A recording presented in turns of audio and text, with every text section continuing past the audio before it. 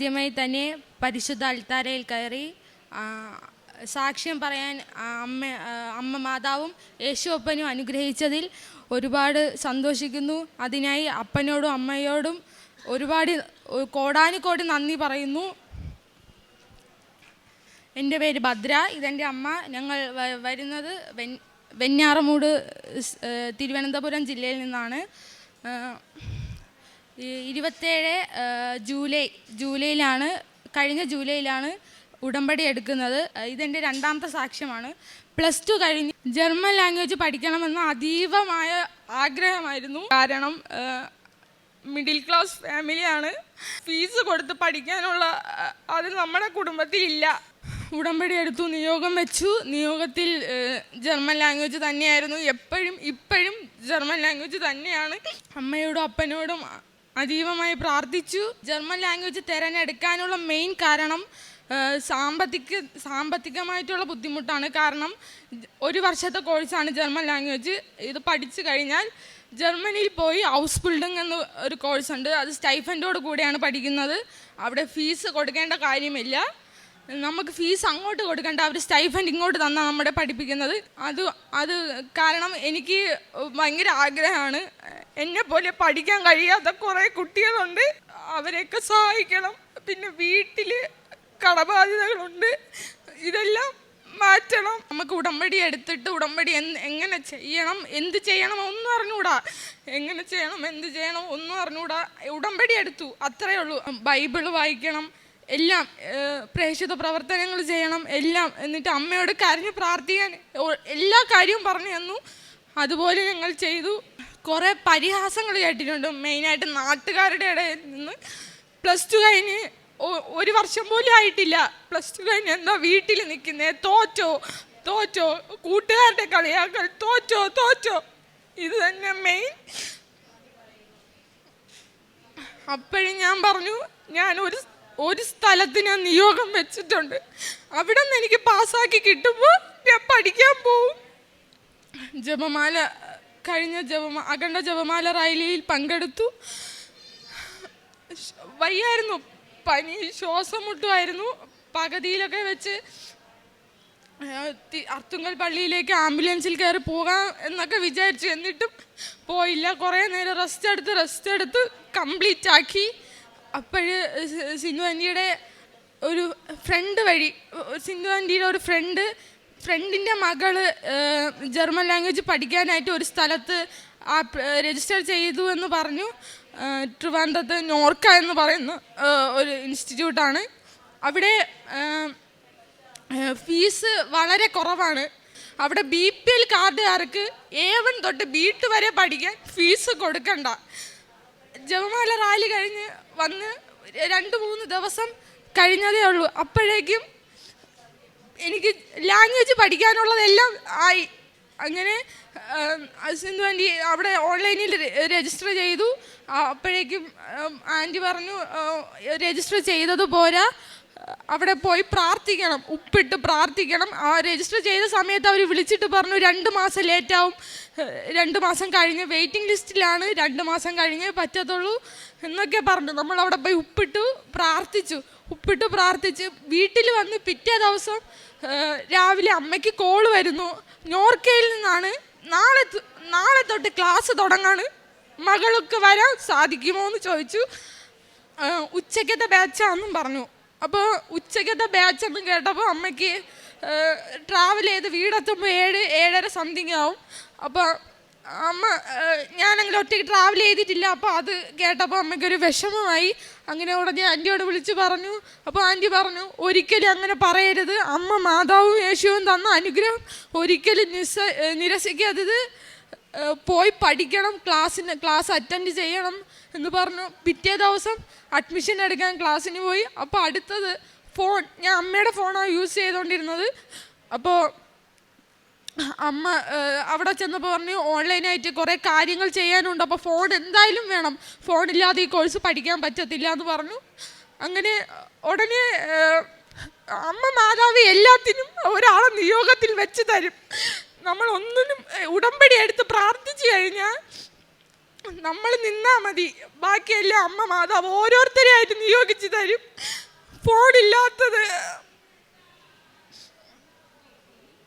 ഫോണില്ലാത്തത് എൻ്റെ അപ്പ എനിക്ക് വാങ്ങിച്ചു തന്നു. EMI ഇട്ട്. അപ്പ എന്ന് പറയുമ്പോൾ അച്ഛൻ്റെ സിസ്റ്റർ സന്ധ്യ എന്ന പേര്. അത് അപ്പോൾ ആ സ്പോട്ടിൽ തന്നെ ഫോൺ കിട്ടുന്നു. ക്ലാസ്സിന് 2 മാസം ലേറ്റാവുമെന്ന് പറഞ്ഞിട്ട് അപ്പോൾ തന്നെ പിറ്റേ ദിവസം വിളിച്ച് പറയുന്നു ക്ലാസ് നാളെ തൊട്ട് സ്റ്റാർട്ടായി. ഒരു ദിവസം പോയി അന്ന് തന്നെ ഫോൺ കിട്ടുന്നു. എല്ലാം ശരിയായി. പിന്നെ ഞാൻ ഉടമ്പടി എടുത്ത് ഇടയ്ക്ക് വെച്ച് ആരും അറിഞ്ഞില്ല 3 മണിക്ക് എഴുന്നേറ്റ് പ്രാർത്ഥിക്കും. മെഴുകുതിരി ഉരുകി തീരുമ്പോൾ അമ്മ ഒരാഴ്ച കഴിഞ്ഞ് അമ്മ എന്നോട് ചോദിച്ചു, ഇതെന്തിങ്ങനെ മെഴുകുതിരി തീർന്നിരിക്കുന്നതെന്ന് ചോദിച്ചു. ഞാൻ പറഞ്ഞു, ഞാൻ 3 മണിക്ക് എഴുന്നേറ്റ് പ്രാർത്ഥിക്കാറുണ്ട് എന്ന് പറഞ്ഞു. കരഞ്ഞു പ്രാർത്ഥിച്ചു. 3 മണിയുടെ ശക്തി ഞാൻ അന്ന് അറിഞ്ഞത്. പിന്നെ ഞാൻ ഇന്നിവിടെ നിൽക്കുന്നു. ഇപ്പോൾ ഞാൻ ആ ജർമ്മൻ ലാംഗ്വേജ് പഠിക്കുന്നു. എൻ്റെ മാത്രം കഴിവല്ല, അമ്മ മാതാവിൻ്റെയും യേശുവിൻ്റെയും അനുഗ്രഹവും. അമ്മ മാതാവും യേശുവും ഞങ്ങൾക്ക് വേണ്ടി കുറേ ആൾക്കാരെ നിയോഗിച്ചിട്ടുണ്ട്. അവരെല്ലാവരുടെയും പ്രാർത്ഥന കാരണമാണ് ഞാൻ ഇന്നിപ്പോൾ ഇവിടെ ഈ ജർമ്മൻ ലാംഗ്വേജ് പഠിക്കാൻ പോകുന്നത്. A1 ഇപ്പോൾ ഞാൻ 2 ആഴ്ചയായി. എനിക്ക് ക്ലാസ്സിന് പോകുന്നതിന് മുന്നേ വന്ന് സാക്ഷ്യം പറയാൻ ആഗ്രഹിച്ചതാ. പക്ഷേ അവർ പറഞ്ഞു പിറ്റേ ദിവസം തന്നെ ക്ലാസ്സിന് കയറിയേ പറ്റത്തുള്ളൂ എന്ന് പറഞ്ഞു. അതാണ് ഇത്രയും ലേറ്റായത്. ഇപ്പം 2 ആഴ്ചയായിട്ട് ഞാൻ A1 നന്നായി പഠിക്കുന്നു. എന്നെ എല്ലാവരുടെയും പരിഹാസത്തിന് മുമ്പിലും കളിയാക്കലിന് മുമ്പിലും നിന്ന് രക്ഷിച്ച എൻ്റെ അമ്മ മാതാവിനും യേശുപ്പയ്ക്കും 1000 നന്ദി ഞാൻ പറയുന്നു. അമ്മയ്ക്ക് കാലിൽ വെരിക്കോസിൻ്റെ സാക്ഷ്യം ഉണ്ടെന്ന് അമ്മ പറയും. എൻ്റെ ഈശോപ്പയ്ക്കും മാതാവിനും ഒരുപാട് നന്ദിയുണ്ട്.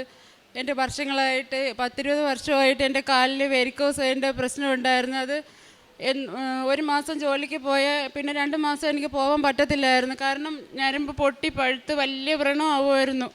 അതും വെച്ച് കെട്ടി ആ അവസ്ഥയിലൊക്കെ ഞാൻ ജോലിക്ക് പോയിട്ടുണ്ട്, നിൽക്കാൻ പോലും പറ്റാത്ത അവസ്ഥയിൽ.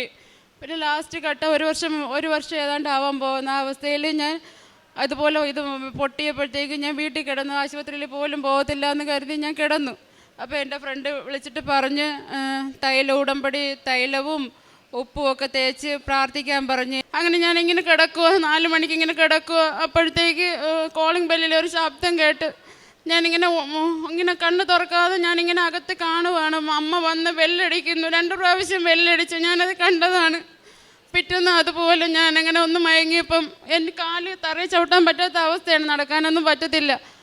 കാല് പിടിച്ചൊരൊറ്റ വലി, എൻ്റെ കാല് ഞാനങ്ങ് എക്കി തെറിച്ച് എനിക്ക് മനസ്സിലായി അമ്മ വന്ന് എൻ്റെ കാലിൽ പിടിച്ചതാണെന്ന്. ഞാൻ അന്നൊരു ഭയങ്കര മഴയായിരുന്നു, എൻ്റെ മക്കൾ വീട്ടിലില്ലായിരുന്നു. ഞാൻ ഉറക്ക കരഞ്ഞ്, ആ മഴയത്ത് ആരും കേൾക്കാതെ ഞാൻ ഉറക്ക നിലവിളിച്ച് എൻ്റെ അപ്പൻ്റെ അടുത്ത് പറഞ്ഞു, സ്വർഗം തുറന്ന് നീ ഇറങ്ങി വന്നേ പറ്റൂ, എനിക്ക് ജീവിക്കാൻ വേറെ മാർഗങ്ങളൊന്നുമില്ല, എൻ്റെ കൊച്ചുങ്ങളെ വളർത്താൻ വേറെ വരുമാനമില്ല, ഒന്നുമില്ല, ഞാൻ ഇറങ്ങിപ്പോയേ പറ്റത്തുള്ളൂ. അങ്ങനെ വിളിച്ച് കരഞ്ഞ് പ്രാർത്ഥിച്ച്. അപ്പം അന്ന് വൈകുന്നേരം ഈ കൊച്ചിനെ എന്നെ കസേരയിലിട്ട് ഉരുട്ടി കൊണ്ടുവന്ന് ബാത്റൂമിൽ വരെ.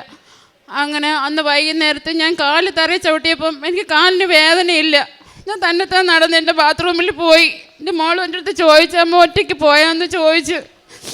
അന്ന് പിറ്റേ ദിവസമായി ഞാൻ നോക്കിയപ്പോൾ എൻ്റെ കാലിലെ മുറിവ്, ആ ചതഭാഗം, നിങ്ങൾക്കറിയാം വെരിക്കോസ് വന്നാൽ കാലിൽ എങ്ങനെ ഇരിക്കുമെന്ന്, ആ ഭാഗങ്ങളൊന്നും കാണാനില്ല, പാട കൊണ്ട് മൂടി. ആ പാട മാത്രമേ അവിടെ ഉണ്ടായിരുന്നുള്ളൂ.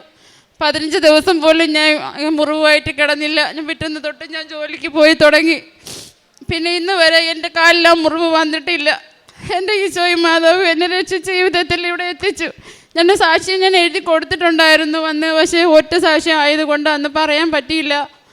വേറൊരു സാക്ഷ്യം കൂടി ഉള്ളപ്പോൾ പറയാമെന്ന് കരുതി. അതുപോലെ തന്നെ എൻ്റെ മോളെ സാക്ഷ്യം പറഞ്ഞതുപോലെ ഒരുപാട് ആക്ഷേപിച്ചു, എന്നെ ഒരുപാട് പരിഹസിച്ചു. മോളെന്താ തോറ്റിട്ടാണോ നിൽക്കുന്നത്, മോളെ പഠിപ്പിക്കുന്നില്ലേ, ഈ കൂടിയത് മാത്രമേ പഠിക്കാൻ പോകത്തുള്ളൂ, എന്തെല്ലാം IT-യിലൊക്കെ എന്തെല്ലാം വിഷയങ്ങൾ പഠിക്കാനുണ്ട്. അവൾ പക്ഷേ അതിൽ തന്നെ ഉറച്ചു നിന്ന് എൻ്റെ അടുത്ത് ചോദിച്ചവരുണ്ട്. മക്കളെ പഠിപ്പിക്കാൻ കഴിവില്ലാത്ത രക്ഷകർത്താവ് മക്കളുടെ ശാപമാണെന്ന് വരെ എൻ്റെ അടുത്ത് പറഞ്ഞവരുണ്ട്. അവരുടെയൊക്കെ മുന്നിലാണ് എൻ്റെ മാതാവ് എൻ്റെ മോളെ ഇവിടെ ഉയർത്തി നിർത്തിയിരിക്കുന്നത്. അവർക്കൊക്കെ പറയാനുള്ള സമാധാനമാണ് എൻ്റെ മോൾ ഉടമ്പടി എടുത്ത് ജപമാല റാലിക്ക് പോയപ്പോഴും ശ്വാസം കിട്ടാതെ വഴിയിൽ വീണുപോയി. 1/2 മണിക്കൂറോളം ഒരു സ്ഥലത്ത് ഇരുന്നപ്പോൾ എൻ്റെ ഫ്രണ്ട് വിളിച്ച് പറഞ്ഞ്, രജനി വോളണ്ടിയേഴ്സിനെ വിളിച്ചിട്ട് പറ ആംബുലൻസിൽ എൻ്റെ മോളെ നടത്തണ്ട, ആംബുലൻസ് വിളിച്ച് പൊക്കോന്ന് പറഞ്ഞു. പക്ഷേ എങ്ങനെയോ എൻ്റെ മോളെ മാതാവ് എത്തിച്ച്. അവൾക്ക് പിന്നീട് അങ്ങോട്ട് ഒരു പ്രശ്നങ്ങളും ഇല്ലായിരുന്നു. അവൾ ചിരിച്ച് കളിച്ചാണ് തിരിച്ച് വീട്ടിലെത്തിയത്. അത്രത്തോളം അനുഗ്രഹം എൻ്റെ മാതാവ് ഈശോയും എനിക്ക് ഞങ്ങൾക്ക് തന്നിട്ടുണ്ട്. പിന്നെ ഒരു ആക്സിഡൻറ്റ് ഇപ്പോൾ സംഭവിച്ചു. എൻ്റെ മോളും കൂടെ പോയ ബൈക്ക് വേറൊരു വണ്ടിയായിട്ട് ഇടിച്ച്, ആ ഇടിച്ച വണ്ടിയിലുള്ള കൊച്ചിന് സർജറിയൊക്കെ ഉണ്ടായിരുന്നു. പക്ഷേ എൻ്റെ മോള് വീട്ടിൽ പോകുമ്പോൾ അവളെ ബാഗിൽ ബൈബിള് കാണും, കാശുരൂപം കാണും, എല്ലാം കാണും. എൻ്റെ മോൻ്റെ വണ്ടിയുടെ ബാക്കിലിരുന്ന ഒന്ന് തട്ടിയാൽ തെറിച്ച് വീഴണ വണ്ടിയായിരുന്നു. പക്ഷേ വണ്ടി ഇടിച്ചിട്ട് പോലും അവൾ ഈ ബാഗ് ഇങ്ങനെ ചുറ്റിപ്പിടിച്ചുകൊണ്ടേ ഇരുന്ന് അവർക്ക് രണ്ടുപേർക്കും ഒരു കുലുക്കം പോലും സംഭവിച്ചിട്ടില്ല. വണ്ടി മാറിയുകയോ വീഴുകയോ ഒന്നും ചെയ്തില്ല. എൻ്റെ മോൻ പറഞ്ഞിട്ടുണ്ടായിരുന്നു എൻ്റെ വണ്ടി ആരോ പിടിച്ച് നിർത്തി അമ്മ എന്ന്. പക്ഷെ അവർ വീണ് പോയിരുന്നെങ്കിൽ ബസ് വരുന്ന റൂട്ടായിരുന്നു. അങ്ങനെ പോലും എൻ്റെ ഈശോയും മാതാവും എൻ്റെ കുഞ്ഞുങ്ങളെ സംരക്ഷിച്ച് ഒരുപാട് അനുഗ്രഹങ്ങൾ ഞങ്ങൾക്ക് തന്ന, ചെറുതും വലുതുമായി ഒത്തിരി അനുഗ്രഹങ്ങൾ. ഞങ്ങൾക്ക് വേണ്ടി പ്രാർത്ഥിച്ചവരുണ്ട്, ഇപ്പോഴും പ്രാർത്ഥിക്കുന്നവരും ഉണ്ട്. അവരൊക്കെ കുടുംബങ്ങളെ മാതാവ് ഈശോയും അനുഗ്രഹിക്കട്ടെ. എത്രത്തോളം അനുഗ്രഹങ്ങൾ ഞങ്ങൾക്ക് തന്നില്ലേ. എൻ്റെ ഈശോയ്ക്ക് മാതാവിന് ഒരുപാട് നന്ദിയുണ്ട്. എൻ്റെ ജീവിതത്തിലെ അവസാനം വരെ എൻ്റെ ഈശോൻ്റെ മാതാവിൻ്റെ പ്രത്യക്ഷീകരണത്തിൻ്റെ സാക്ഷിയായി ജീവിക്കാനുള്ള കൃപ തരണേ എന്ന് പ്രാർത്ഥിക്കുന്നു. അച്ഛൻ എപ്പോഴും പറയാറുള്ളത് പോലെ ആവശ്യങ്ങൾ പറഞ്ഞ് നിങ്ങൾ പ്രാർത്ഥിക്കരുത്, മാതാവിൻ്റെ പ്രത്യക്ഷീകരണത്തിൻ്റെ സാക്ഷിയാക്കണേ എന്ന് മാത്രമേ പ്രാർത്ഥിക്കാവൂ എന്ന് പറഞ്ഞ് അദ്ദേഹം ആവശ്യങ്ങൾ പറയുമായിരുന്നു. പക്ഷേ ഇപ്പോൾ ഈ അപ്രത്യക്ഷീകരണത്തിൻ്റെ സാക്ഷിയാക്കണേ എന്ന് മാത്രമേ പ്രാർത്ഥിക്കാറുള്ളൂ. അത്രത്തോളം അനുഗ്രഹം ഞങ്ങൾക്ക് തന്ന ഈശോയ്ക്ക് മാതാവിന് ഒരുപാട് നന്ദിയുണ്ട്. കാരുണ്യ പ്രവൃത്തി എന്ന് പറയുമ്പം ഇപ്പം കഴിഞ്ഞ ഓണത്തിന് ഞങ്ങൾ അനാഥാലയത്തിൽ കുറച്ച് അമ്മമാരുണ്ടായിരുന്നു. അവിടുന്ന് ഞാൻ എൻ്റെ വീട്ടിൽ നിന്ന് സ്വന്തം കൈ കൊണ്ട് തന്നെ ഭക്ഷണം ഉണ്ടാക്കി കൊണ്ടുവന്ന് ഞാൻ അമ്മമാർക്ക് കൊടുത്ത് ഞാനും എൻ്റെ മക്കളും അവിടെ ഇരുന്നാണ് കഴിച്ചത്. മക്കൾ മാത്രമല്ല, എൻ്റെ നാത്തൂനും മക്കളും ഒക്കെ ഉണ്ടായിരുന്നു. അവിടെ പോയി കഴിച്ച് വീണ്ടും ഞങ്ങൾ അവിടെ സന്ദർശിച്ചു. അവർക്ക് വേണ്ടുന്ന നൈറ്റികളും എൻ്റെ ഫ്രണ്ടുമായിട്ട് പോയൊക്കെ വാങ്ങി കൊടുത്ത് പിന്നെയൊക്കെ ഞങ്ങൾ അവിടെ പോകാറുണ്ടായിരുന്നു. പിന്നെ പ്രേക്ഷിത പ്രവർത്തനം എന്ന് പറയുമ്പം പത്രം ഓട്ടോ സ്റ്റാൻഡുകളിലും വീടുകളിലും കടകളിലും ഒക്കെ കൊണ്ടുപോയി പത്രം പ്രേക്ഷിതം ചെയ്യുമായിരുന്നു. എല്ലാത്തിനും എൻ്റെ ഈശോയ്ക്കും മാതാവിനും 1000 നന്ദി. സങ്കീർത്തനങ്ങൾ 113 6 മുതൽ 8 വരെ തിരുവചനങ്ങൾ. കർത്താവ് കുനിഞ്ഞ് ആകാശത്തെയും ഭൂമിയെയും നോക്കുന്നു. അവിടുന്ന് ദരിദ്രനെ പൊടിയിൽ നിന്ന് ഉയർത്തുന്നു, അഗതിയെ ചാരക്കുനയിൽ നിന്ന് ഉദ്ധരിക്കുന്നു. അവരെ പ്രഭുക്കന്മാരോടൊപ്പം തൻ്റെ ജനത്തിൻ്റെ പ്രഭുക്കന്മാരോടൊപ്പം ഇരുത്തുന്നു. ഭദ്ര എന്ന ഈ മകളും അമ്മ രജനിയും ഉടമ്പടി ജീവിതത്തിൻ്റെ സുന്ദരമായ വൈകാരികമായ സാക്ഷ്യമാണ് നമ്മോട് പങ്കുവെച്ചത്. ഉടമ്പടി എടുത്ത് 2ാമത്തെ പുതുക്കൽ കഴിഞ്ഞതാണ് ഈ കുടുംബം. ഒത്തിരി വർഷങ്ങളായില്ല, ഒത്തിരി പുതുക്കലുമായിട്ടില്ല. പക്ഷേ ഉടമ്പടി ജീവിതം എന്തെന്ന് നന്നായി മനസ്സിലാക്കിക്കൊണ്ട് അച്ഛൻ്റെ ഉടമ്പടി ധ്യാനങ്ങളിലൂടെയും ഡെയിലി ബ്രീഡിലൂടെയും ആ ഉടമ്പടിയുടെ ജീവിതക്രമത്തെ നന്നായി ഉള്ളിൽ സ്വീകരിച്ചുകൊണ്ട് മുന്നേറുന്നതിൻ്റെ സാക്ഷ്യമാണ് ഈ മക്കൾ ഈ എൽത്താരയിൽ പങ്കുവച്ചത്. അതുമാത്രമല്ല, ഇവർക്ക് മുമ്പേ ഉടമ്പടി എടുത്ത ഒരു വ്യക്തിയിലൂടെ നിരന്തരമായ നിർദ്ദേശങ്ങളും ഉടമ്പടി ജീവിക്കുവാനുള്ള വഴിവെട്ടി കൊടുക്കുന്ന രീതികളും ഒക്കെ ഇവർ ആവർത്തിച്ച് അവരുടെ സാക്ഷ്യത്തിൽ പങ്കുവെക്കുന്നുണ്ട്. അത് ഉടമ്പടി ഒരു സ്വകാര്യ പ്രാർത്ഥനയല്ല എന്ന് നമുക്കറിയാം. ഉടമ്പടി നമ്മളെ ലോകത്തിലേക്ക് ദൈവത്തിനു വേണ്ടി അനേകം ആത്മാക്കളെ നേടുവാൻ അയക്കുന്ന ഒരു ജീവിത രീതിയും ആത്മീയതയുമാണ്. അതുകൊണ്ട് തന്നെ ഉടമ്പടി എടുത്ത മക്കൾ ഉടമ്പടി എന്തെന്ന് ജീവിച്ച് മനസ്സിലാക്കുമ്പോൾ അതേ ജീവിതക്രമത്തിലേക്ക് മറ്റുള്ളവരെ കൊണ്ടുവന്ന് ദൈവകൃപയ്ക്ക് വേണ്ടി അവരെ ചേർത്ത് നിർത്തുമ്പോഴാണ് ഉടമ്പടി കൂടുതൽ അർത്ഥപൂർണമാവുക, നമ്മുടെ പ്രേക്ഷിത പ്രവർത്തനത്തിന് മജ്ജയും മാംസവും ഉണ്ടാവുക. മകൾ ഭദ്ര തുടങ്ങി വെച്ച ആ സാക്ഷ്യം വളരെ പ്രത്യേകതയുള്ളതാണ്. മകൾ പറയുന്നുണ്ട്, അധികമൊന്നും പഠിച്ചു പോകുവാൻ സാമ്പത്തികമായ ഞെരുക്കങ്ങളുണ്ട്. എങ്ങനെയെങ്കിലും ഇത്തിരി ഒരു ജോലി കണ്ടെത്തിക്കൊണ്ട് മറ്റനേകരെ തന്നെപ്പോലെ പഠിക്കുവാൻ നിർവാഹമില്ലാത്ത, ദാരിദ്ര്യം കൊണ്ട് ക്ലേശിക്കുന്ന, ജീവിതം പാതുവഴിയിൽ വഴിമുട്ടുന്ന അനേക മക്കൾക്ക് ഒരു ഉപകാരമാകുവാൻ വേണ്ടി ഒരു ജോലി കണ്ടെത്തണം എന്നൊരാഗ്രഹമാണ് ജർമ്മൻ ഭാഷ തിരഞ്ഞെടുക്കുവാൻ കാരണമായത്. ഈ സാക്ഷ്യപത്രികയിൽ മകൾ എഴുതിയിട്ടുണ്ട്, പലയിടങ്ങളിലും പോയി ജർമ്മൻ പഠിക്കാനായിട്ട് മകൾ അന്വേഷിച്ചിട്ടുണ്ട്. അവിടെ ഓരോരുത്തരും ഫീസ് പറയുന്നത് കേട്ട് അത് ആകെ അന്തം വിട്ട് ഒരു കാര്യവും നടക്കാതെ മടങ്ങിപ്പോന്നവളാണ്. ഓരോരുത്തരും പറയുന്ന ഫീസുകൾ, അത് വലിയ വലിയ തുക കേൾക്കുമ്പോൾ അതിന് യാതൊരു നിവൃത്തിയും തനിക്കോ കുടുംബത്തിനോ ഇല്ല എന്ന് തിരിച്ചറിഞ്ഞ് മടങ്ങിപ്പോരുമ്പോഴും അവൾ ഈ ഒരു ആഗ്രഹത്തിൽ നിന്ന് പിന്നോട്ട് പോകുന്നില്ല. ജർമ്മൻ തന്നെ പഠിക്കുമ്പോഴും മറ്റൊന്നിലേക്ക് പോകില്ലെന്ന് അമ്മ മാതാവിൻ്റെ അരികിൽ നിർബന്ധത്തോടെ ഏൽപ്പിച്ചു കൊടുക്കുന്നുണ്ട്. എനിക്ക് കാണുന്ന വാതിലുകളൊക്കെ എനിക്ക് കടഞ്ഞതാണ്, കയ്യിലെനിക്ക് പണമൊന്നുമില്ല, ഇത്രയും പണം സ്വരൂപിച്ച് പഠിക്കുവാൻ എനിക്ക് വഴിയുമില്ല. പക്ഷേ എങ്കിലും എൻ്റെ അമ്മ മാതാവിന് അസാധ്യമായത് നേടിത്തരുവാൻ കൃപയുണ്ടെന്ന് ഞാൻ അറിയുന്നത് കൊണ്ട് ഞാൻ അമ്മയുടെ കരങ്ങളിലേക്ക് ഈ നിയോഗത്തെ ഏൽപ്പിച്ചു തരുന്നുവെന്നാണ്. മകൾ, അതിൻ്റെ സാക്ഷ്യമാണ് ഈ അൾത്താരയിൽ പറയുന്നത്. യാതൊരു സാധ്യതയുമില്ലാത്തപ്പോഴും ഏറ്റവും ശ്രമകരമായ ശ്രേഷ്ഠമായൊരു പഠന മേഖലയിലേക്ക് ഒരു ജീവിത നിലവാരം ഉയർത്തുന്നതിന് വേണ്ടി മകൾ നടത്തിയ വിശ്വാസത്തിൻ്റെ സാഹസികമായ ഒരു യാത്രയാണിത്. അമ്മയും മോളും ഒരുപോലെ പറഞ്ഞു. ഒത്തിരി പേർ കുറ്റപ്പെടുത്തി, ഒത്തിരി പേർ ഇകഴ്ത്തി, എന്താ പഠിക്കാതെ വെറുതെ നിൽക്കുന്നതെന്ന് പറഞ്ഞ് പല രീതിയിൽ മാനസികമായ ബുദ്ധിമുട്ടുകൾ കുടുംബത്തിന് കൊടുത്തു. അപ്പോഴും ആരോടും പരാതിപ്പെടാതെ അമ്മയുടെ കരങ്ങളിലേക്ക് ഈ നിയോഗം കൊടുക്കുന്നതാണ് സാക്ഷ്യപ്പെടുത്തുന്നത്. മറ്റുള്ളവർ വഴിയാണ് അറിയുന്നത് നോർക്ക വഴി പഠിക്കുവാൻ സൗകര്യമുണ്ടെന്ന്. അവിടെ ചെല്ലുമ്പോഴാണ് അറിയുന്നത് BPL ആണെങ്കിൽ പണമൊന്നും മുടക്കണ്ടെന്ന്. 2 മാസം കാത്തിരിക്കണമെന്ന് പറയുമ്പോഴും ആ ഒരു സഹോദരിയുടെ നിർദ്ദേശപ്രകാരം ഉപ്പിട്ട് പ്രാർത്ഥിച്ച് തിരികെ പോരുമ്പോൾ അടുത്ത ദിവസം വിളിച്ച് ക്ലാസ് തുടങ്ങുന്ന കാര്യം അറിയുകയാണ്. മകളെ പ്രവേശനം കിട്ടിയ സന്തോഷത്തിലാണ് ഈ അൾത്താരയിൽ സാക്ഷ്യപ്പെടുത്തുന്നത്.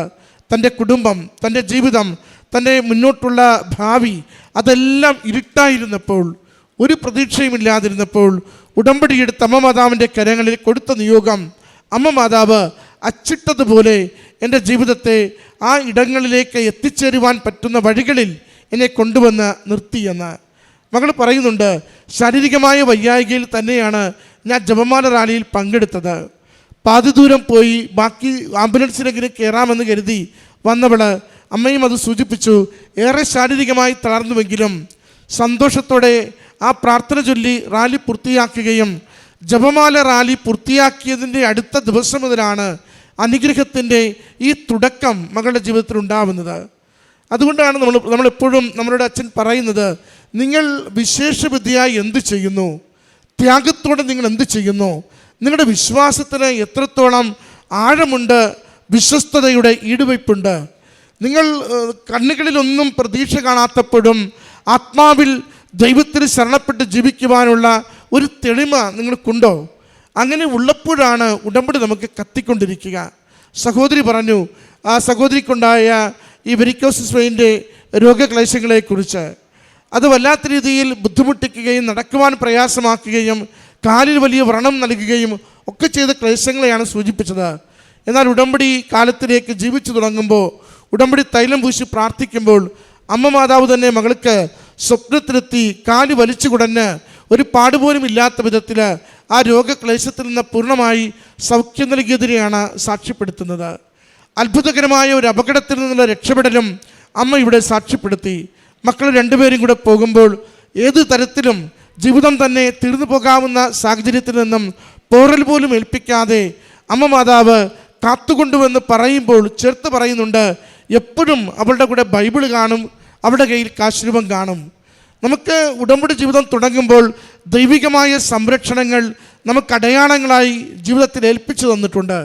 അവയെ നാം എങ്ങനെയാണ് മതിപ്പോടുകൂടി കാണുക, അംഗീകരിച്ചുകൊണ്ട് സ്നേഹിക്കുക, അവയിൽ നിന്ന് ശക്തി തക്ക സമയത്ത് കിട്ടും എന്ന പ്രത്യാശയോടുകൂടി അവയെ കൊണ്ടു നടക്കുവാൻ നാം തയ്യാറാവുക. പ്രിയമുള്ളവരെ, ഉടമ്പടിയുടെ നേർച്ച വസ്തുക്കൾ ജീവിതത്തിന് വലിയ അനുഗ്രഹങ്ങൾ കൈമാറുവാൻ ദൈവശക്തി അമ്മ മാതാവിൻ്റെ പ്രത്യക്ഷീകരണത്തിൻ്റെ കൃപയാൽ, അച്ഛൻ്റെ പൗരോഹിത്യ ജീവിതത്തിൻ്റെ ഇത്രയും നാളുള്ള കൃപയുടെ ബലത്തിൽ നമുക്ക് ആശീർവദിച്ച് കൈമാറുന്നതാണ്. അതുകൊണ്ട് നാം ഒരു നേർച്ച വസ്തു വിശ്വാസത്തോടെ അനുഗ്രഹത്തിന് കാരണമാകും എന്ന് കരുതി നാം സൂക്ഷിക്കുന്നുവെങ്കിൽ, ഉപയോഗിക്കുന്നുവെങ്കിൽ, ഉള്ളിൽ ആഹരിക്കുന്നുവെങ്കിൽ അത് നമുക്ക് അനുഗ്രഹം തന്നെയായിരിക്കും. അതോടൊപ്പം ഏറ്റവും നിഷ്കളങ്കമായ മനസ്സോടെ മറ്റൊത്തിരി ആലോചനകളില്ലാതെ ഒരു കുഞ്ഞിനെ പോലെ ദൈവസന്നിധിയിലേക്ക് വിട്ടുകൊടുത്താൽ കണ്ണുകൾ കൊണ്ട് അത്ഭുതങ്ങൾ കാണും. ഈ മക്കൾ അക്രൈസ്തവ കുടുംബത്തിൽ നിന്ന് 2, 3, 4 മാസമായി അവർ ഈ ഉടമ്പടി ജീവിതത്തിലേക്ക് കടന്നു വന്നിട്ട് അവരുടെ വാക്കുകളിൽ ഓരോ വാക്കിലും എത്ര കണ്ട് അമ്മയോടുള്ള സ്നേഹം, ഈശോയിലുള്ള ആശ്രയത്വം, പ്രാർത്ഥിച്ചാൽ അത് അനുഗ്രഹമാകുമെന്ന ബോധ്യം, അത് ജീവിതത്തിൻ്റെ ഓരോ നിമിഷവും അനുഭവിച്ച് മുന്നേറുന്നതിൻ്റെ ആത്മബലം, അതാണ് ഈ സാക്ഷ്യത്തിലൂടെ നമുക്ക് പങ്കുവെച്ച് തരുന്നത്. അനുഗ്രഹം ഉറപ്പാണ്. ഉടമ്പടിയിൽ ആത്മാർത്ഥതയോടെ ജീവിക്കുവാൻ നാം തയ്യാറാണെങ്കിൽ ആ കൃപയ്ക്ക് വേണ്ടി നമുക്ക് പ്രാർത്ഥിക്കാം. ഉടമ്പടിയെ സ്നേഹിച്ചുകൊണ്ട് നമുക്ക് ജീവിക്കാം. ആ ക്ലേശ സമയത്ത് ഉടമ്പടി നമുക്ക് അടയാളങ്ങളും അത്ഭുതങ്ങളും നൽകി നമ്മുടെ ജീവിതത്തെ സുരക്ഷിതമാക്കിക്കൊണ്ടിരിക്കും. ഈ കുടുംബത്തിന് ലഭിച്ച ഈ അനുഗ്രഹങ്ങൾക്ക് അമ്മ മാതാവിനും തിരുക്കുമാരനും നന്ദി പറഞ്ഞുകൊണ്ട് കരങ്ങളടിച്ച് ഈ സാക്ഷ്യം സമർപ്പിക്കും. അത്യപൂർവ ദൈവാനുഭവങ്ങൾ ഇനി നിങ്ങൾക്കും സ്വന്തം. ഈ യൂട്യൂബ് ചാനൽ ഇതുവരെ സബ്സ്ക്രൈബ് ചെയ്തിട്ടില്ലെങ്കിൽ ഇപ്പോൾ തന്നെ സബ്സ്ക്രൈബ് ചെയ്യുക. ഈ വീഡിയോ ഇപ്പോൾ തന്നെ നിങ്ങളുടെ സുഹൃത്തുക്കൾക്ക് ഷെയർ ചെയ്തുകൊണ്ട് കർത്താവിൻ്റെ പ്രേക്ഷിതരാകുക.